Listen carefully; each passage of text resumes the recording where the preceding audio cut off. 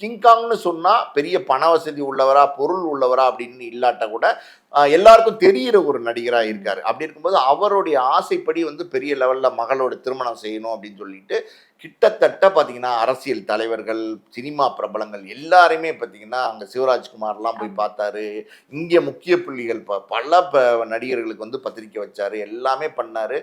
எல்லா பத்திரிகையை வைக்கும் போதும் பாத்தீங்கன்னா ஒரு போட்டோலாம் எடுத்து அவரோட Facebookல எல்லாம் போட்டாரு. நமக்கு ஒரு எதிர்பார்ப்பு இருந்துச்சு. ஆமா, அதுலயே ஒரு எதிர்பார்ப்பு இருந்துச்சு. கிங்காங் வந்து என்னடா இத்தனை பேருக்கு வந்து பத்திரிக்கை வச்சுட்டு இருக்காரு, இத்தனை பேர் வருவாங்களா வரமாட்டாங்களா அப்படிங்கிற ஒரு எண்ணம்லாம் இருந்துச்சு. ஆனா நேத்து வந்து காலையில பாத்தீங்கன்னா திருமணம் பெசன்ட் நகர்ல ஒரு முருகன் கோயில்ல நடந்துச்சு.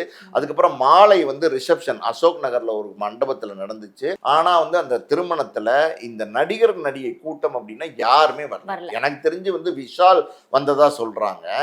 சென்னை சில்க்ஸின் ஆஹா ஓஹோ ஆடி சேல் 50% வரை தள்ளுபடி.